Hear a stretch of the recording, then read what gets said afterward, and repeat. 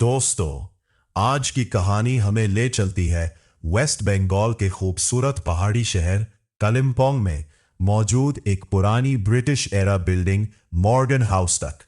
ये जगह अपनी पुरानी कॉलोनियल आर्किटेक्चर और इससे जुड़ी हुई अजीबो-गरीब लोकल कहानियों की वजह से मशहूर है। कुछ लोग कहते हैं कि रात के वक्त इसके कॉरिडोर्स में किसी के चलने की आवाज सुनाई देती है। इन दावों का कोई साबितशुदा साइंटिफिक प्रूफ नहीं, लेकिन ये अफसाने सालों से जिंदा है। मेरा नाम रेहान है और मेरा दोस्त फैजान एक प्रोफेशनल कैमरामैन है। हम दोनों पुरानी और मशहूर जगहों की हिस्ट्री पर डॉक्यूमेंट्रीज बनाते हैं। हमारा मकसद कभी भी भूतों को ढूंढना नहीं होता, बल्कि असल कहानी और हिस्ट्री को समझना होता है। एक दिन हमें मॉर्गन हाउस के बारे में कई ईमेल्स मिली। हर ईमेल में एक ही बात लिखी थी, अगर हिम्मत है तो मॉर्गन हाउस में एक पूरी रात गुजारो। हमने फैसला किया कि इस बार बिना किसी ड्रामा के सिर्फ कैमरास, माइक्रोफोन्स और इन्वेस्टिगेशन इक्विपमेंट ले जाएंगे। और हमने इन्वेस्टिगेशन पर जाने की तैयारी की। शाम के करीब 6 बजे हम कलिम्पोंग पहुंचे। पहाड़ों पर घनी धुंध चुकी हुई थी और हवा में अजीब सी ठंडक थी। दूर पहाड़ियों के दरमियान मॉर्गन हाउस नजर आ रहा था। पुरानी पत्थर की दीवारें, लकड़ी की खिड़कियां और उन पर जमी हुई कई सालों की नमी उस जगह को और भी पुरअसरार बना रही थी। फैजान ने कैमरा ऑन किया। रिकॉर्डिंग शुरू। Morgan house investigation. मैं मुस्कुराया और बोला, आज की रात हम सिर्फ फैक्ट्स रिकॉर्ड करेंगे। देखते हैं इन कहानियों में कितनी सच्चाई है। जैसे ही हमने मेन गेट पार किया, हवा का एक तेज झोंका आया और पुराने दरख्तों के पत्ते जोर जोर से हिलने लगे। अंदर हर तरफ खामोशी थी। ना कोई मेहमान, ना कोई आवाज, सिर्फ पुरानी लकड़ी के फर्श की हल्की सी चरमराहट। हमने अपना इक्विपमेंट लॉबी में सेट किया। 3 कैमरास, ऑडियो रिकॉर्डर और 2 फ्लैशलाइट्स। रात के 9 बज चुके थे। सब कुछ बिल्कुल नॉर्मल लग रहा था। लेकिन फैजान ने अचानक कैमरा की स्क्रीन की देखा और धीमी आवाज में कहा, रेहान, कैमरा ने अभी कुछ रिकॉर्ड किया है। मैं फौरन उसके पास गया। स्क्रीन पर सिर्फ 2 सेकंड का एक ब्लर था, जैसे कोई सफेद सा साया कॉरिडोर के दूसरे किनारे से गुजरा हो। मैंने फौरन उस कॉरिडोर की तरफ फ्लैशलाइट मारी, लेकिन वहां कोई नहीं था। हम दोनों ने एक दूसरे की तरफ देखा। इन्वेस्टिगेशन अभी शुरू ही हुई थी और पहला सवाल हमारे सामने खड़ा था, क्या कैमरा ने वाकई किसी को रिकॉर्ड किया था या ये सिर्फ रोशनी का धोखा था? रात के 9:30 हो चुके थे। मॉर्गन हाउस के अंदर खामोशी अब पहले से भी ज्यादा गहरी हो चुकी थी। ऐसा लग रहा था जैसे पूरी बिल्डिंग ने अपनी सांस रोक ली हो। फैजान ने कैमरा को दोबारा चेक किया और धीमी आवाज में बोला, शायद लेंस फ्लेयर हो या कंप्रेशन ग्लिच। मैंने सिर हिला दिया, लेकिन दिल के अंदर एक अजीब सी बेचैनी पैदा हो चुकी थी। हमने डिसाइड किया कि कॉरिडोर को मैन्युअली चेक करते हैं। मैं आगे फ्लैशलाइट लेकर चला, फैजान मेरे पीछे रिकॉर्डिंग करता रहा। जैसे ही हम उस कॉरिडोर के करीब पहुंचे जहां वो ब्लर नजर आया था, वहां हवा का टेम्परेचर अचानक गिर गया।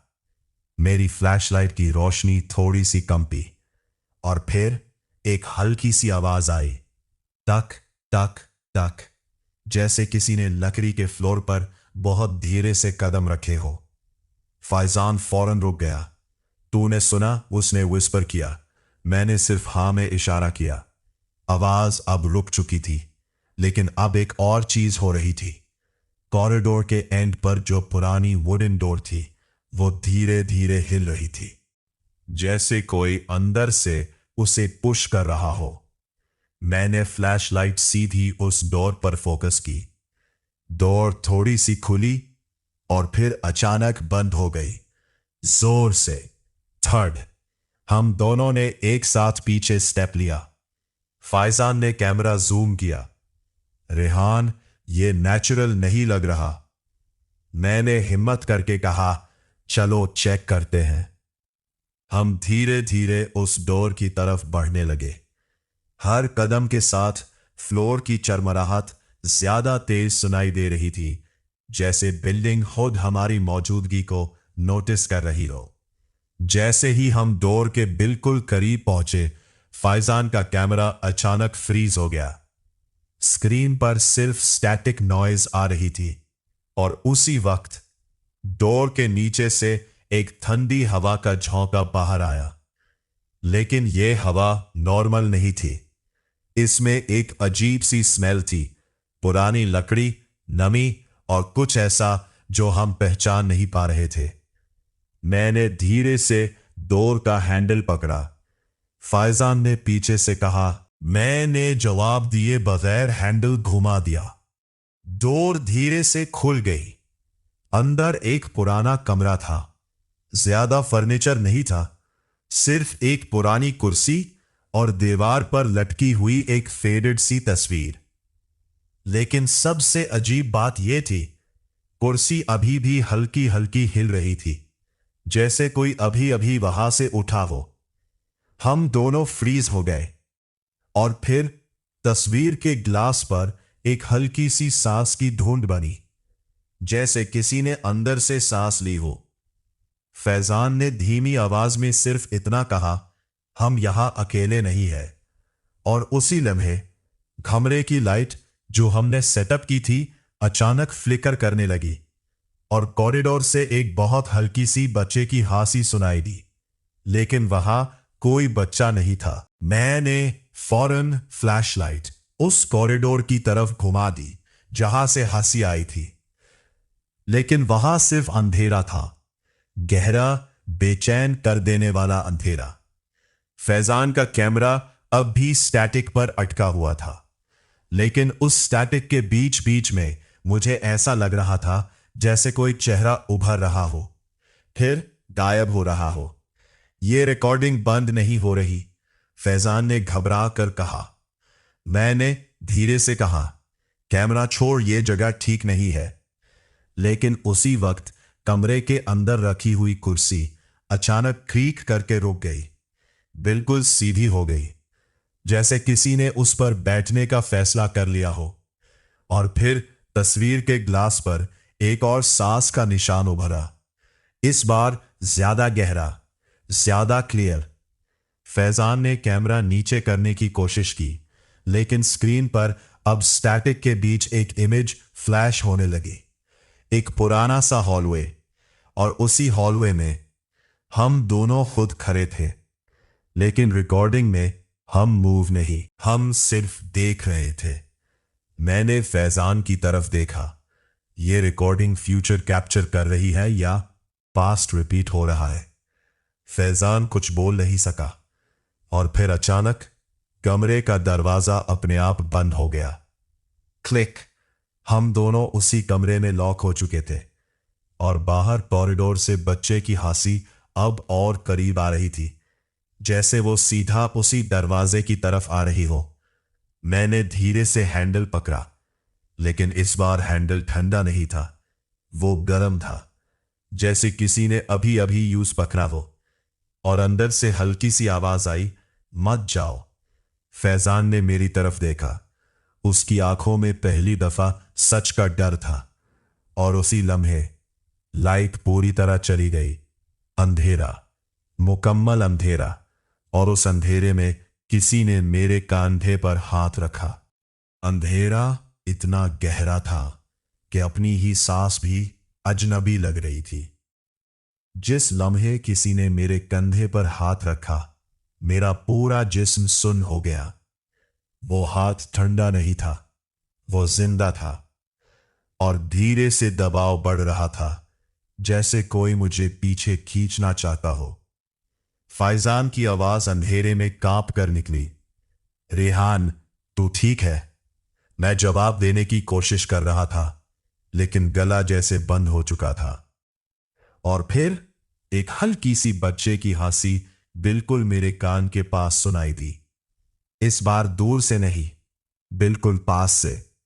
मैंने फ्लैशलाइट याद की जो अब भी मेरे हाथ में थी।